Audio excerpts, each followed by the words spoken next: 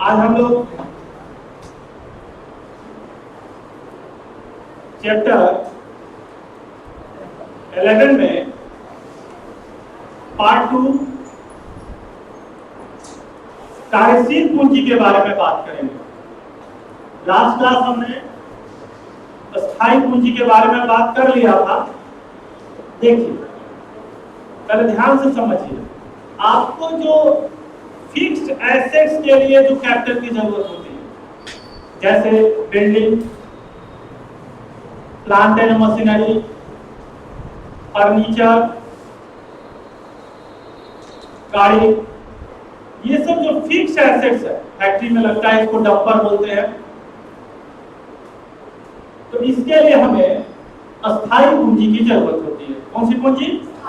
हाँ, इसके लिए हमें अस्थायी पूंजी की जरूरत होती है।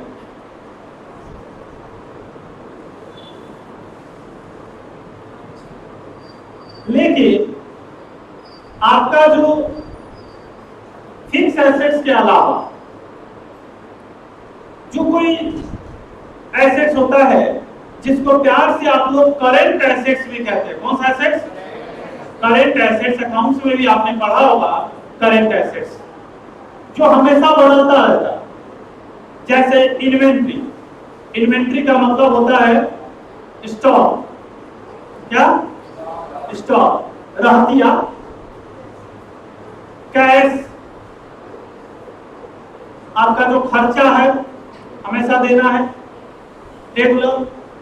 तो उसके लिए हमें वर्किंग कैपिटल अर्थात कार्यशील पूंजी की जरूरत होती है। कौन सी पूंजी?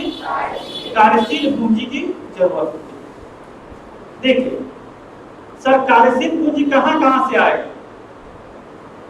पहली बात लिखें, क्वेश्चन नंबर 6। क्वेश्चन नंबर 6 लिखिए।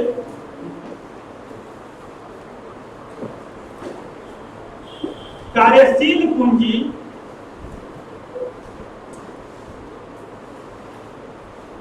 की गणना कैसे करेंगे? कार्यशील पूंजी की गणना कैसे करेंगे?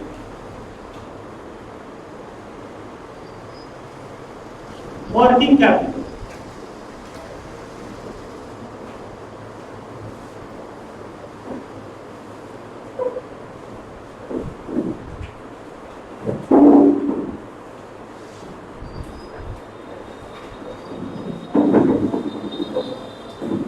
वर्किंग कैपिटल कैसे निकलेगा? वर्किंग कैपिटल कार्यशील पूंजी का इंग्लिश है। कार्यशील पूंजी को हम लोग क्या बोलते हैं? Working capital. कैसे निकलेगा? Current assets minus current liability. अर्थात करेंट एसेट्स का क्या मतलब? चालू संपत्ति। तो चालू संपत्ति में से चालू दायित्व को घटाएंगे तो वर्किंग कैपिटल आ जाएगा। अब आपके मन में सवाल आ रहा होगा कि सर चालू संपत्ति यानी करेंट एसेट्स क्या और करेंट लायबिलिटीज क्या? तो पहले समझिए, जो संपत्ति फिक्स्ड कैपिटल नहीं होती है, फिक्स्ड एसेट्स नहीं होती, वो सब क्या होती है? Current assets. करेंट एसेट्स हमेशा बदलता रहता है। करेंट एसेट्स का एग्जांपल है जैसे कैश, डेटर्स, देनदार, माल, स्टॉक, ये सब क्या है? Current assets. और करेंट लायबिलिटीज क्या है? जो आपका चालू दायित्व है, जैसे आपका लेनदार, क्रेडिटर, कोई आपका बकाया राशि देना हो, जिसको हम लोग आउटस्टैंडिंग लायबिलिटीज कहते हैं। याद आ रहा है ना? तो वो सब आपका चालू दायित्व। अब एग्जांपल में मुझे आप बताइए, मान लीजिए किसी बिजनेस का चालू संपत्ति, ध्यान से सोचकर बताइएगा, 4 लाख रुपए है। ये बैलेंस शीट के एसेट्स में दिखता है, करंट एसेट। किनको किनको देखा हुआ बैलेंस शीट में? हाथ उठाइए। Very good. और चालू दायित्व 1,00,000 रुपए, बताइए उसका कार्यशील पूंजी यानी वर्किंग कैपिटल कितना होगा? बहुत आसान है। 4,00,000 माइनस 1,00,000 इजिकल टू कितना? 3,00,000। इसको हम लोग नेट वर्किंग कैपिटल कहते हैं। नेट वर्किंग कैपिटल, नेट कार्यशील पूंजी। अगर आपसे कोई पूछे कि ग्रॉस कार्यशील पूंजी बताओ, ग्रॉस कार्यशील पूंजी का मतलब होता है सकल कार्यशील पूंजी। ग्रॉस का क्या होता है? सकल। तो ग्रॉस कार्यशील पूंजी अगर कोई पूछे तो ये चालू दायित्व तो घटाइएगा नहीं। जो आपका चालू संपत्ति है वही आपका क्या हो जाएगा? ग्रॉस वर्किंग कैपिटल, यही हो जाएगा। कितना? 4,00,000। देखिए अगर ग्रॉस वर्किंग कैपिटल पूछे तो कुछ नहीं करना, सारा चालू संपत्ति जोड़ दीजिए, ग्रॉस वर्किंग कैपिटल निकल जाएगा। लेकिन अगर नेट वर्किंग कैपिटल पूछे या सिर्फ वर्किंग कैपिटल पूछे, सिर्फ वर्किंग कैपिटल का मतलब ये होता है नेट, हाँ ग्रॉस का कोई इंपॉर्टेंट नहीं है। क्योंकि मान लीजिए आपके पास 4,00,000 की चालू संपत्ति है और 1,00,000 का दायित्व है, तो आपके पास बचेगा कितना? 3,00,000 में बचेगा। तो यही 3,00,000 होता है आपका नेट वर्किंग कैपिटल, या इसको आप ऐसे भी कह सकते हैं सिर्फ वर्किंग कैपिटल या कार्यशील पूंजी या नेट कार्यशील पूंजी। किनको समझ में आया? सकल कार्यशील पूंजी समझ में आ गया? सकल कार्यशील पूंजी आपके चालू संपत्ति के योग के बराबर होता है। और नेट वर्किंग कैपिटल होता है चालू संपत्ति में से चालू दायित्व को घटा दीजिएगा तब आपका। क्लियर है? अब एक बहुत इंपॉर्टेंट क्वेश्चन करना, यूं समझिए कि एग्जाम में आ गया। कहिए वर्किंग कैपिटल में सब आएगा। ट्रेड रिसीवेबल, ट्रेड रिसीवेबल को हम लोग देनदार कहते हैं। क्या? बिल्स रिसीवेबल, याद आ रहा है? Inventory, stock, cash and bank balance कुछ समझाने की जरूरत नहीं है। ये ट्रेड पेएबल, लेनदार, चालू संपत्ति और चालू दायित्व। अस्थायी पूंजी से आशय उस संपत्ति से है जो कि व्यापार में विक्रय के उद्देश्य से नहीं लगाई जाती है। लास्ट क्लास में कह दिया था, जैसे में बताइए क्या हो सकता है? इसको लिखा नहीं है, बता दिया था। भूमि, याद आ रहा है? भवन, मशीन, ये सब क्या है? ये सब अस्थायी पूंजी है। अब आइए ये वाला क्वेश्चन लिखिए, बहुत इंपॉर्टेंट। हाँ लिखिए क्वेश्चन नंबर, बोलिए क्वेश्चन नंबर 6 को लिखवाई दिया, 7 होगा ना? 6 का आंसर नहीं लिखा, वही तो 6 का आंसर working capital is equal to current assets minus current liability. ये 6 का आंसर तो है। Working capital is equal to current assets minus current liability. Working capital का मतलब कार्यशील पूंजी, करंट एसेट्स का मतलब चालू संपत्ति और करंट लायबिलिटीज का मतलब चालू दायित्व। कार्यशील पूंजी, इसको हम लोग नेट वर्किंग कैपिटल भी कहते हैं। क्या कहते हैं? Net working capital is equal to current assets minus current liabilities. Net working capital formula है निकालने का, समझा भी तो दिया था, 4 लाख माइनस 1 लाख करके। अब आइए, अगर चालू संपत्ति 4 लाख है और चालू दायित्व 1 लाख है, हम कह रहे हैं आप ग्रॉस वर्किंग कैपिटल बताइए। सकल कार्यशील पूंजी बताइए कितना होगा? 4 लाख। और हम कह रहे हैं आप नेट वर्किंग कैपिटल बताइए कितना होगा? 4 lakh minus 1 lakh is equal to 3 lakh. क्या के लिए? अब अगर आपकी इजाजत हो तो हम आगे चले? जी सर चले। जी सर, जी सर। कार्यशील पूंजी बहुत इंपॉर्टेंट है। पूंजी से आप क्या समझते हैं? क्या समझते हैं? देखिए, व्यवसाय में जो डेली का खर्चा होता है, कार्यशील पूंजी दैनिक खर्चों को संचालित करने के लिए, जैसे किसी को सैलरी देना है, किसी को रेंट देना है, माल खरीदना उसका पेमेंट करना है, क्रेडिटर का पेमेंट करना है, उसके लिए कार्यशील पूंजी होता है। मशीन खरीदने के लिए नहीं, मशीन खरीदने के लिए स्थायी पूंजी होता है। ये व्यवसाय के दैनिक खर्च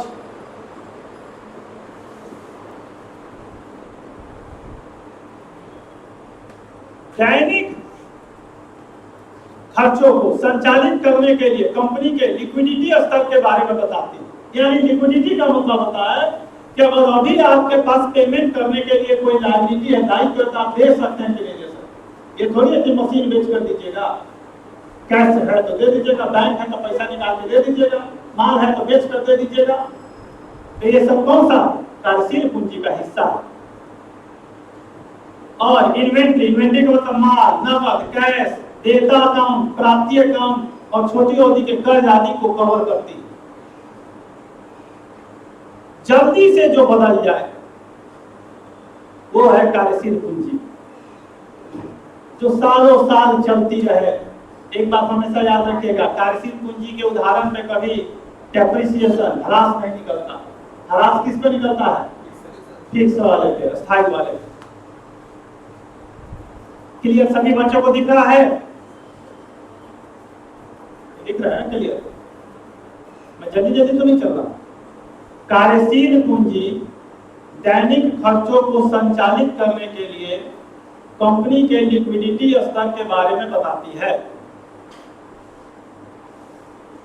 और ये सब एग्जांपल है, इन्वेंट्री, नगद, देयता अकाउंट का मतलब होता है वही डेटर, क्रेडिटर, प्राप्ति अकाउंट और छोटी अवधि के कर्ज आदि को कवर करती है।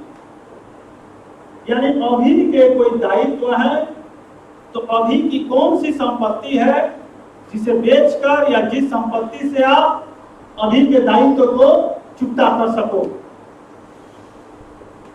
इसीलिए उसका नाम ही है चालू संपत्ति, चालू दायित्व। चालू रहता है, हमेशा बदलता रहता है। बहुत इंपॉर्टेंट क्वेश्चन। दिन ब दिन दैनिक कार्यों को संचालित करने के लिए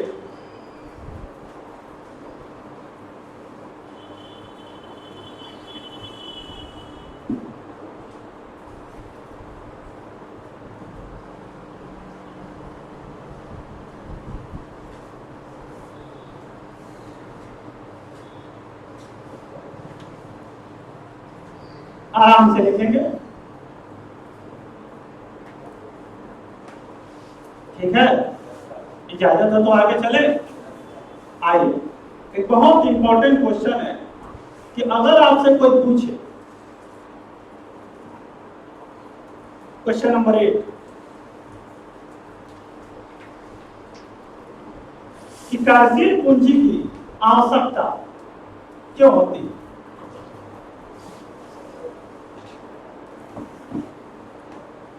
कार्यशील पूंजी की आवश्यकता या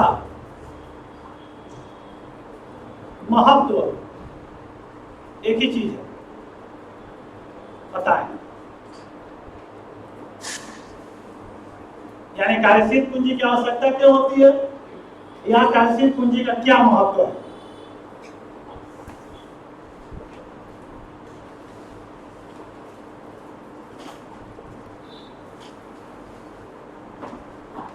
देखिए, अगर कार्यशील पूंजी नहीं होगा तो बताइए आप अपने लेनदार को भुगतान कैसे करेंगे? तब तो आपको कोई माल ही नहीं बेचेगा, क्योंकि आप सोचिएगा कि अगर बिल्डिंग बेचकर पेमेंट करेंगे तब तो हो गया। कोई भी लेनदार उधार माल जो देता है उसको लेनदार होता है ना, ट्रेडर 2 दिन 4 दिन 5 दिन 7 दिन के लिए देगा उधर, तो उसके लिए तो आपके पास कार्यशील पूंजी कैश में या बैंक बैलेंस या डेटर या माल यही सब रहेगा ना, तो बेच के तुरंत दे दीजिएगा। तो कार्यशील पूंजी का महत्व में पहला लिखिए,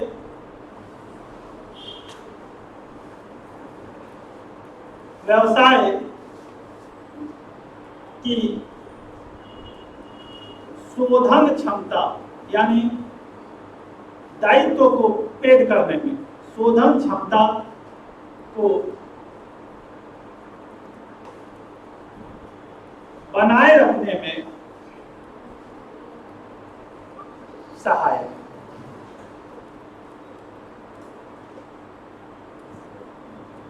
व्यवसाय का दायित्व है हमें उसको शोधन क्षमता का मतलब है पेड करना, चालू दायित्व।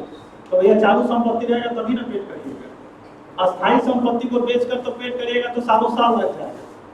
बिल्डिंग मशीन जल्दी बिकेगा?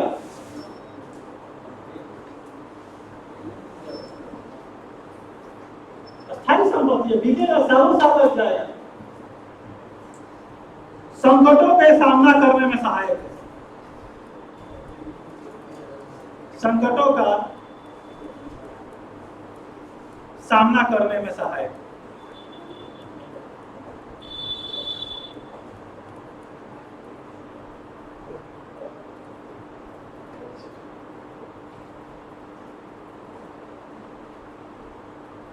अब बताइए आपको नकद छूट लेना है, माल खरीद रहे हैं 1 लाख रुपए का, कह रहा है कि अभी पेमेंट करिएगा तो 10% कैश डिस्काउंट देंगे, तो 1 लाख का माल कितना में मिल जाएगा? 90,000 में।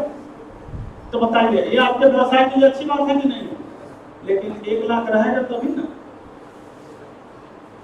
तो बताइए नकद छूट के लिए कार्यशील पूंजी होना चाहिए कि नहीं होना चाहिए? या तो आपके पास कैश हो या बैंक में पैसा हो, धड़ाम से निकाल कर या चेक से दे दीजिए। और नकद छूट से आपका माल का खरीदी सस्ता हो जाएगा, फिर आप बेचिएगा तो लाभ ज्यादा होगा कि कम होगा? आवाज नहीं आ रही? लाभ ज्यादा होगा। समझ में आया? तो लिखिए तीसरा, कौन सा छूट? नगद छूट प्राप्त करने में सहायक, नगद छूट प्राप्त करने में सहायक। अब कर्मचारी को सैलरी देना है, किसी को मजदूरी देना है, ठेला भाड़ा देना है, ये सब जिसको हम लोग दैनिक खर्चा करते हैं, क्या कहते हैं? बताइए ये सब अस्थायी संपत्ति बेचकर करिएगा? हो गया, तब तो हो गया। लिखेंगे कौन सा खर्चा?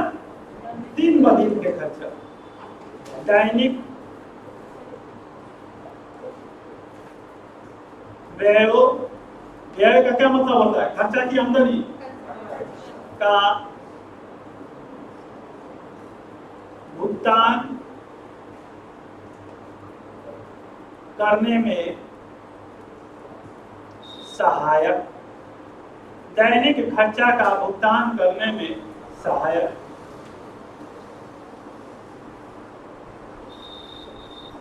अब देखिए आप चाहते हैं कि लगातार हमारा उत्पादन होता है, क्योंकि उत्पादन होगा तभी लगातार आप विक्रय भी कर पाएंगे। तो उत्पादन करने के लिए आपको हमेशा कच्चा माल चाहिए, और कच्चा माल के लिए पैसा चाहिए। कार्यशील पूंजी की अस्थायी पूंजी, हाँ कार्यशील पूंजी। तो लिखिए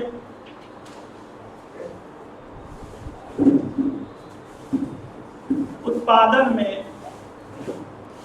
निरंतरता, निरंतरता का मतलब होता है रेगुलर, निरंतरता उत्पादन में निरंतरता बनाए रखने के लिए।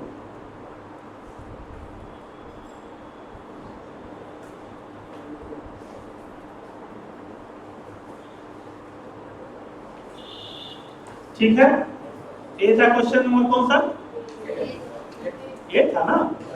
आइए क्वेश्चन नंबर 9 की तरफ चले हम लोग।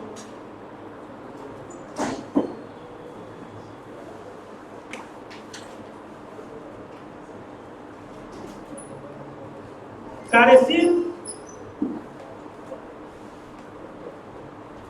पूंजी के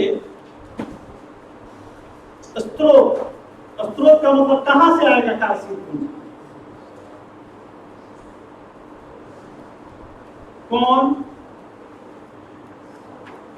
कौन से है।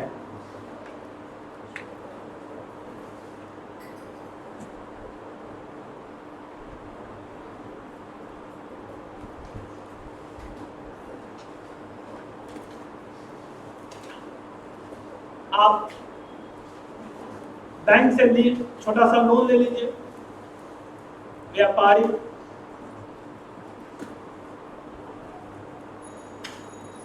बैंक से ऋण, उसमें क्या है, कैश क्रेडिट बोलते हो उसको। उसमें क्या है कि यहाँ जरूरत है तो बैंक आपको लोन दे देगा, कल आपका माल बिक गया तो फिर पैसा वापस दे दीजिए, 1 दिन का ब्याज लगेगा, 4 दिन रखिएगा तो 40 दिन का ब्याज लगेगा। डेली उसमें आप लोन लीजिए और डेली उसको भुगतान करिए। लोन लीजिए, माल खरीदिए, माल बेचिए, पैसा बैंक को दे दीजिए, बात खत्म। डेली का होगा।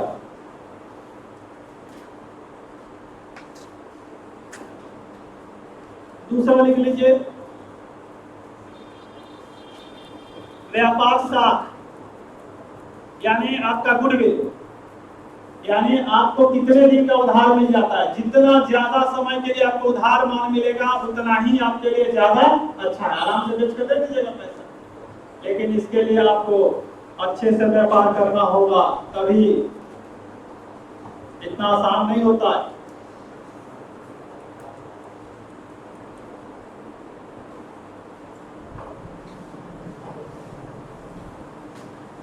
वाणिज्यिक प्रपत्र, अकाउंट में पढ़े होंगे, commercial bill, discounting of bill, bill सुना है, बिल, वही, वो भी एक तरह से आपका वर्किंग कैपिटल में सहायता करता है।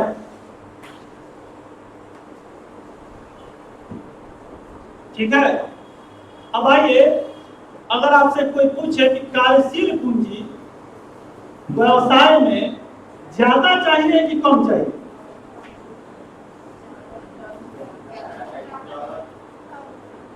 सवाल यह है कि व्यवसाय का आकार कैसा है। चाय का दुकान खोलिएगा तो उसमें ज्यादा थोड़ी चाहिए, और बड़ा सा फैक्ट्री खोलिएगा तो ज्यादा चाहिए। मतलब जवाब देने से पहले सोचिए कि आखिर व्यवसाय में कार्यशील पूंजी की जरूरत होती है, कितनी जरूरत होगी, ये कैसे डिसाइड होगा। देखिए,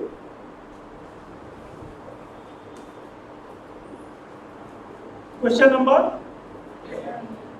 10 लिखिए, कार्यशील पूंजी की मात्रा का निर्धारण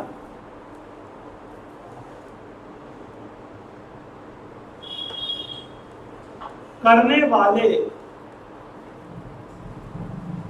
वाले तत्व का वर्णन करें। तत्व या घटक, यानी हमारे पास लोग आते हैं, पूछते हैं सर बताइए कितना कार्यशील पूंजी हो जाएगा तो हमारा काम चल जाए। तो हम सबसे पहले उससे पूछते हैं कि बताइए किस चीज का व्यवसाय करिएगा। व्यवसाय की प्रकृति लिख लेंगे। कार्यशील पूंजी की मात्रा का निर्धारण करने वाले निम्नलिखित तत्व हैं। कार्यशील पूंजी की मात्रा का निर्धारण करने वाले निम्नलिखित तत्व है। पहला, व्यवसाय की प्रकृति, यानी किस तरह का व्यवसाय, नेचर क्या है आपके व्यवसाय। अगर आप उत्पादन करना चाहते हैं तो आपको कार्यशील पूंजी बहुत ज्यादा जरूरत होगी। यदि छोटा सा किराना का दुकान खोलना चाहते हैं तो कार्यशील पूंजी की आवश्यकता कम है। व्यवसाय का प्रकृति क्या? अब उसके बाद भी व्यवसाय का आकार किराना का ही, लेकिन बड़ा सा बिजनेस करना चाहते हैं तो फिर कार्यशील पूंजी की आवश्यकता ज्यादा होगी।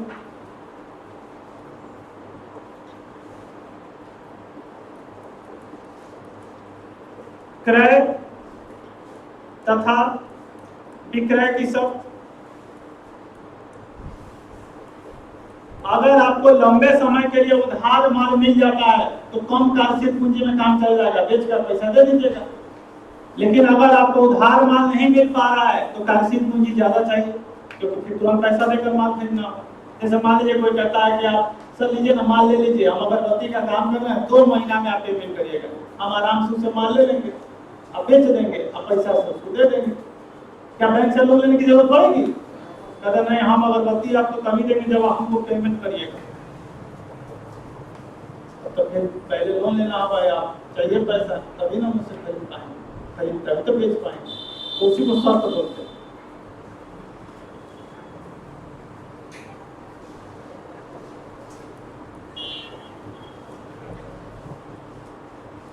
बैंकिंग संबंध, अगर बैंक जल्दी लोन दे देता है तो चिंता नहीं है, जब जरूरत पड़ेगा तुरंत दो ले लेंगे, काम कर लेंगे, पेड कर देंगे। लेकिन बैंक लोन देने में समय लगाता है तो पहले से व्यवस्था करके रखना होगा आपको।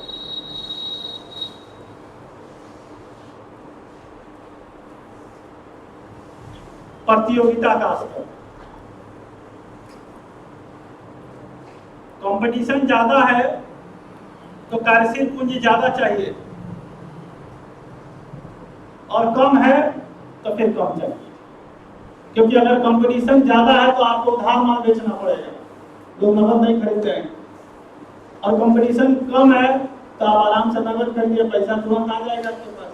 क्योंकि उधार बेचने के लिए कार्यशील पूंजी ज्यादा चाहिए, क्योंकि इधर आपको खरीदना नगद है और बेचना उधार है, अब तो दिक्कत है। हाँ, उधार खरीद कर नगद बेचना बड़ा आसान काम है। ये सब ऐसे तत्व हैं, घटक हैं, जो ये डिसाइड करने में मदद करते हैं कि आखिर व्यवसाय में कार्यशील पूंजी की कितनी जरूरत है।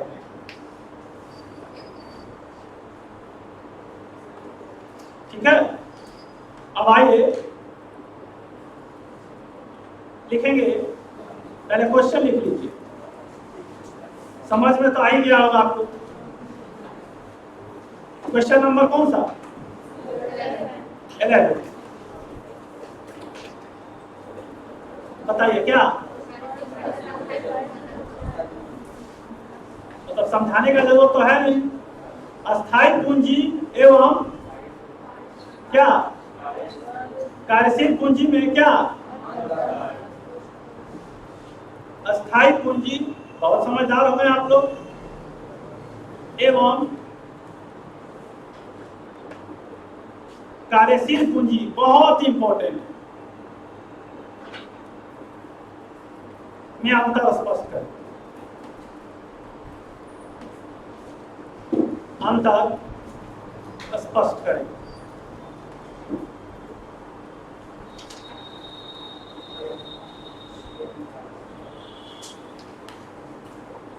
आंसर लिखेंगे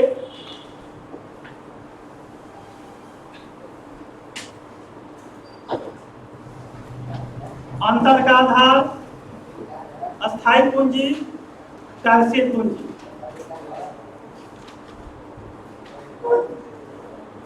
अंतर का आधार अस्थायी पूंजी, कार्यशील पूंजी। पहला अर्थ, अस्थायी पूंजी से आशय उस पूंजी की मात्रा से है जिसका निवेश अस्थायी संपत्तियों जैसे भूमि, फर्नीचर, भवन आदि में किया जाता है।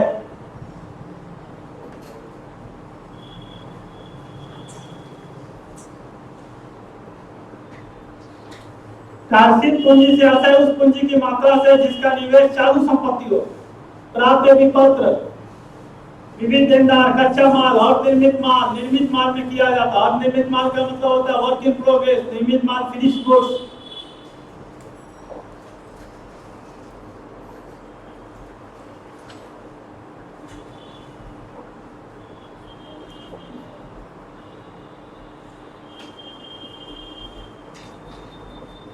परिचालन, स्थायी पूंजी स्थायी रूप से अवरुद्ध हो जाती है तथा दैनिक व्यवसायिक क्रियाओं के लिए उपलब्ध नहीं होती है।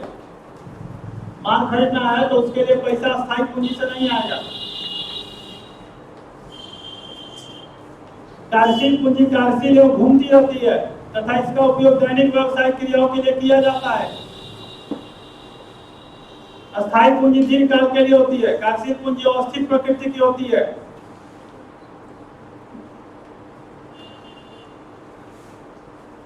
क्लियर दिख रहा है आप लोगों को?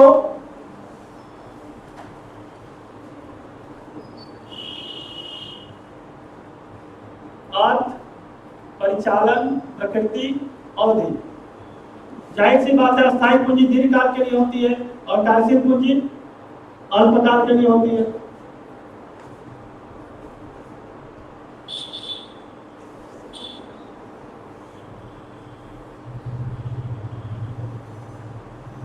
बहुत ही इंपॉर्टेंट क्वेश्चन है, क्योंकि इस क्वेश्चन को ठीक से कर लीजिएगा तो परिभाषा भी ध्यान में आ जाएगा, परिभाषा भी इसमें आ जाएगा दोनों का, तो 2 नंबरी भी हो जाएगा और 5 नंबर वाला भी हो जाएगा। उदाहरण भी क्लियर है। कुल मिलाकर बहुत इंपॉर्टेंट क्वेश्चन है।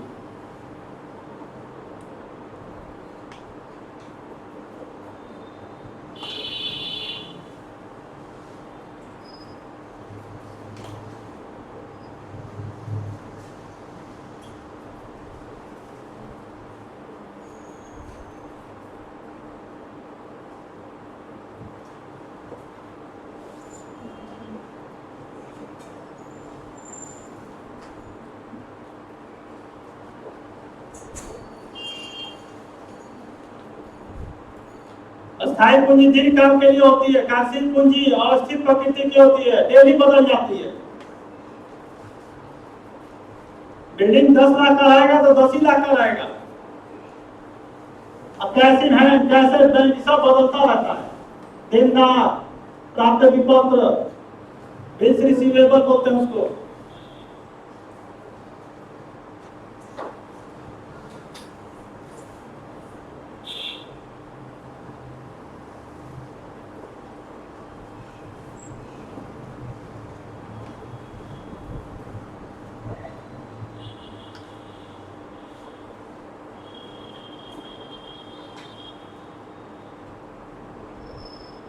बहुत ही ज्यादा महत्वपूर्ण क्वेश्चन है ये।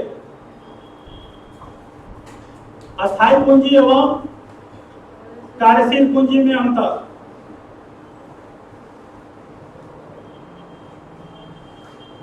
एकदम समझिए, एग्जाम में आ गया।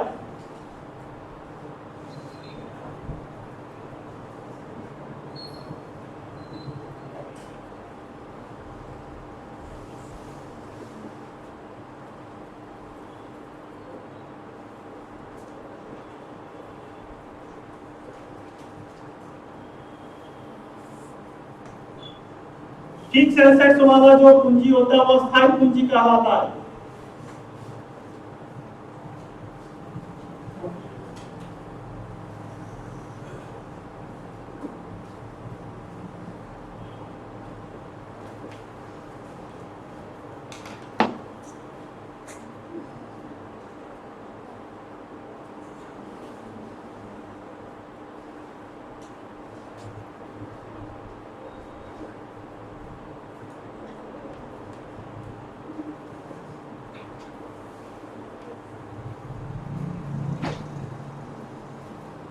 ठीक है, हो गया?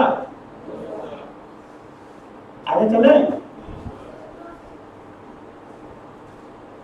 लिख लीजिए, लिख लीजिए।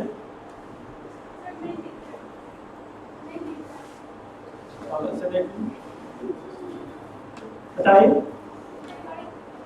कौन सा पॉइंट? दूसरा लाइन है परिचालन। अस्थाई पूंजी अस्थाई रूप से अवरुद्ध हो जाती है। अवरुद्ध का मतलब होता है हमेशा के लिए फिक्स्ड। अस्थाई पूंजी अस्थाई रूप से अवरुद्ध हो जाती है तथा दैनिक व्यावसायिक क्रियाओं के लिए उपलब्ध नहीं होती।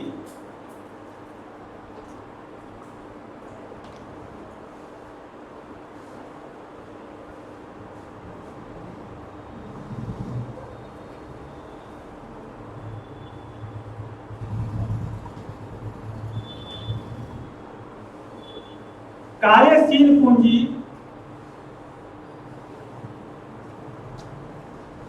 कार्यशील एवं घूमती रहती है तथा इसका उपयोग दैनिक व्यावसायिक क्रियाओं के लिए किया जाता है। चलिए थोड़ा सा लाइट छोड़ दीजिए, जिनका छूटा है थोड़ी देर बात कर लेंगे। अब एक काम करिए, एक फ्रेश पेज पे ऊपर लिखिए केएसपी क्विज, जल्दी से लिखिए केएसपी क्विज चैप्टर 11। आप पहले से लिख लीजिए क्वेश्चन नंबर 1, क्वेश्चन नंबर 2 पहले से आप लिख लीजिए। क्वेश्चन नंबर 1, 2, 3, 4, 10 तक, 5, 6, 7, 8, 9, 10 पहले से लिख लीजिए।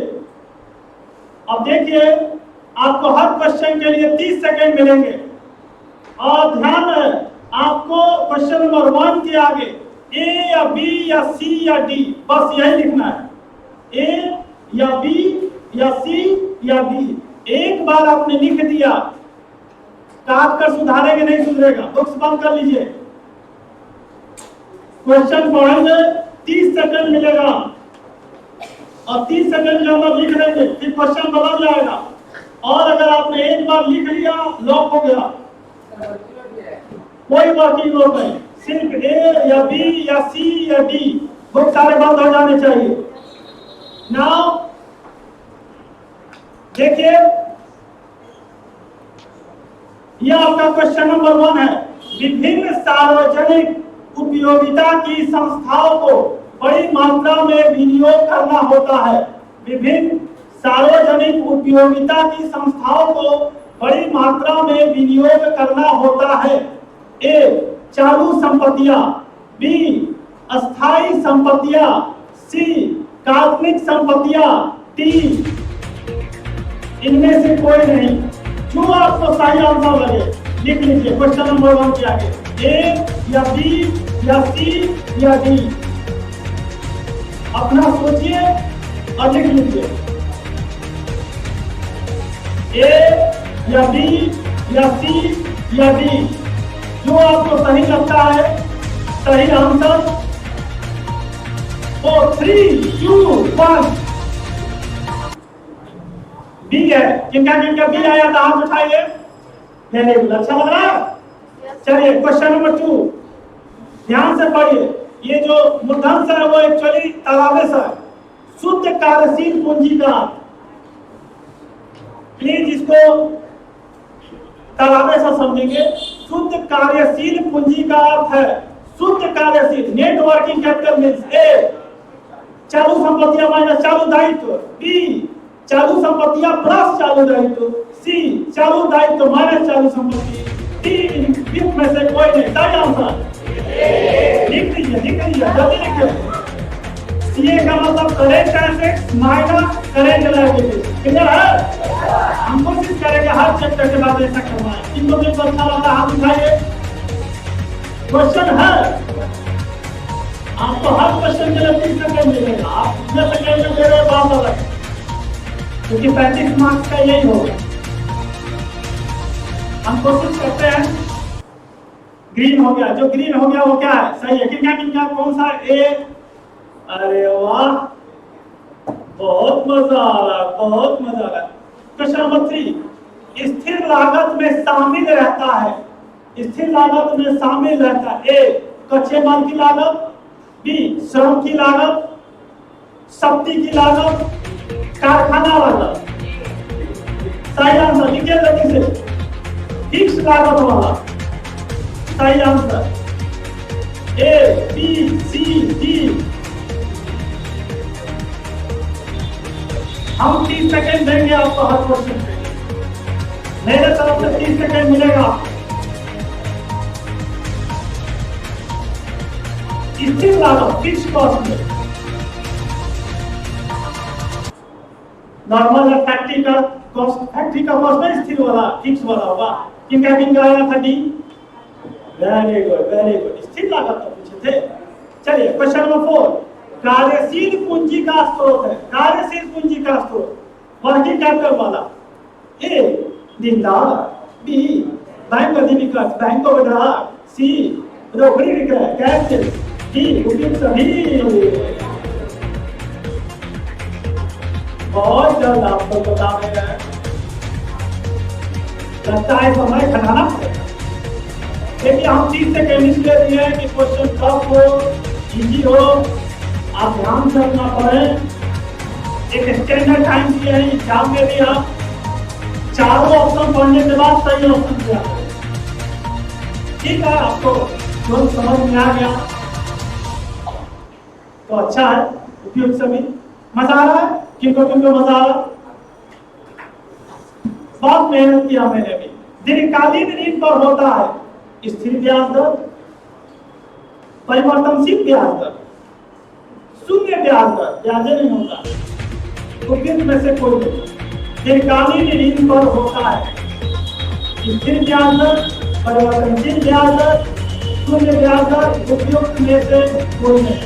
दीर्घकालीन ऋण पर होता है, लंबे समय के लिए लोन लेंगे, उसके जो ब्याज होता है वो ब्याज किस तरह से होता है। ए बी सी डी, मैंने पहले ही बोला मूलधन जैसा का मतलब क्या है, चलाने से। किसी वक्त से एरर में आ रहा है, स्थिर ब्याज दर, ब्याज दर तो स्थिर होगा ना, हमने वो लोन पे इंटरेस्ट लेगा ना बैंक वाला।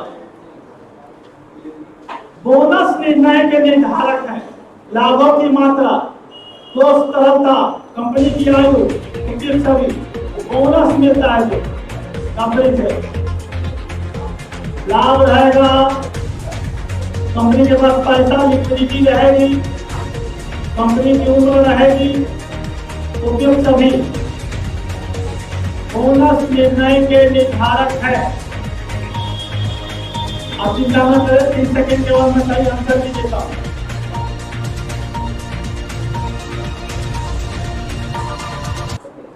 उपयुक्त सभी।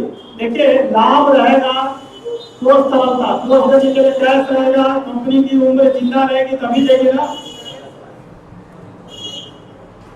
कार्यशील पूंजी की प्रकृति किस तरह की होती है?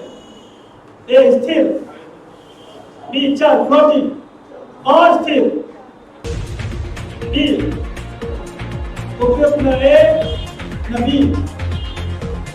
कौन सा होगा? कार्यशील पूंजी की प्रकृति किस तरह की होती है? सबसे सही आंसर आपको चुना है चारों ऑप्शन देखते हुए, ए बी सी डी। वो आपको सही लगे आप मुझे बता सकते हैं। अस्थिर, आज ही तो बताया था कार्यशील पूंजी क्या होती है, अस्थिर, हमेशा बदलती रहती है। अचल संपत्ति के लिए आवश्यक पूंजी को कहा जाता है अचल संपत्ति। The capital required for fixed assets is called a अचल पूंजी, अंश पूंजी, कार्यशील पूंजी, उपरोक्त सभी। अचल संपत्ति के लिए आवश्यक पूंजी को फिक्स्ड कैपिटल, फिक्स्ड एसेट्स के लिए कौन सा कैपिटल होगा? Fixed capital, share capital, working capital, debt capital. जल्दी से बताइए, ए बी सी डी। अचल संपत्ति के लिए आवश्यक पूंजी को कहा जाता है। सही आंसर आपके सामने। किन किया जाता है, हाथ उठाइए।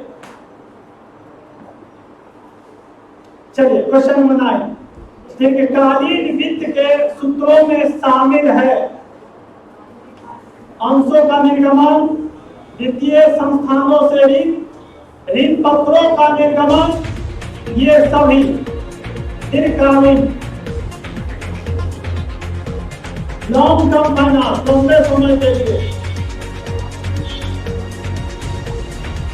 अंशों का निर्गमन, वित्तीय संस्थानों से ऋण पत्रों का निर्गमन, ये सभी क्वेश्चन बनाए ए बी सी डी सही आंसर किनका किनका डी। चलिए लास्ट क्वेश्चन, क्वेश्चन नंबर 10, सकल कार्यशील पूंजी संदर्भित करता है gross working capital refers to a कुल चालू संपत्तियों को, चालू संपत्ति माइनस चालू दायित्व को, अचल संपत्तियों को, इनमें से कोई नहीं। सकल कार्यशील पूंजी ग्रॉस वर्किंग कैपिटल बताया था आपको, जल्दी से बता दीजिए ए बी सी डी, क्या बता आपको किनको किनको ये लगता है और जल्दी बता दिया। अभी अभी समझाया था कुल चालू संपत्तियों को सकल कार्यशील पूंजी भी कहते हैं, ये आपका सही आंसर है। और आप अपना होमवर्क